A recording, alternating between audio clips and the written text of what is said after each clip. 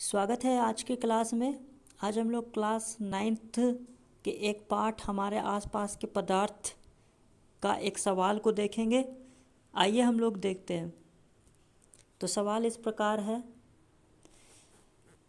गर्मियों में घड़े का जल ठंडा क्यों होता है।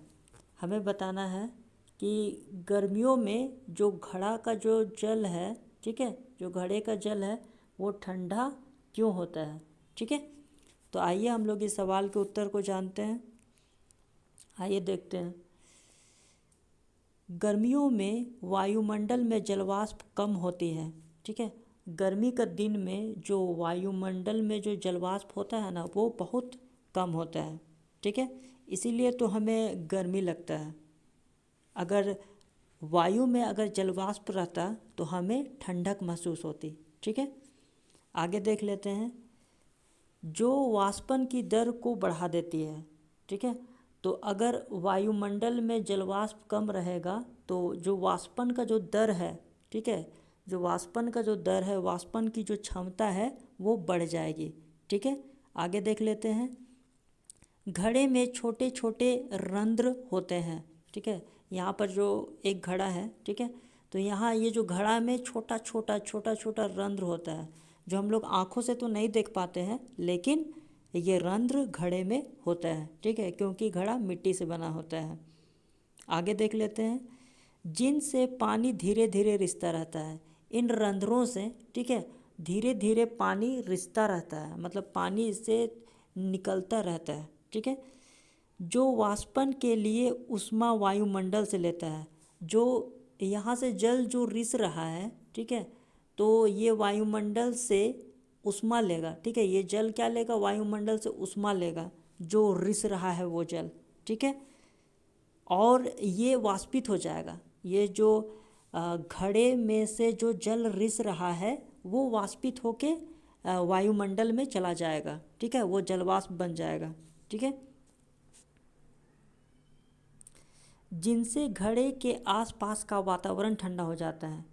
जिससे क्या होता है कि जो घड़ा का जो आसपास का वातावरण है वो ठंडा हो जाता है। ठीक है, मतलब वायुमंडल से ताप लिया, ऊष्मा लिया, और ये जो रंध्र से जो निकला हुआ जो जल है वो वाष्पित हो गया।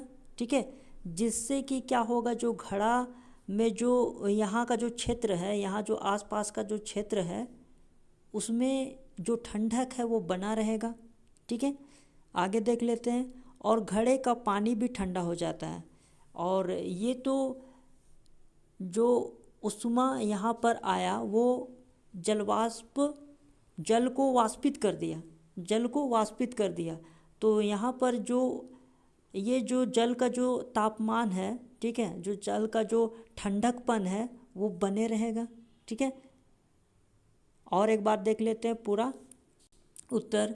गर्मियों में वायुमंडल में जलवाष्प कम होता है। ठीक है, वायुमंडल में जलवाष्प कम होता है, जो वाष्पन की दर को बढ़ा देता है, जिससे कि वाष्पन की दर क्या हो जाएगी, बढ़ जाएगी।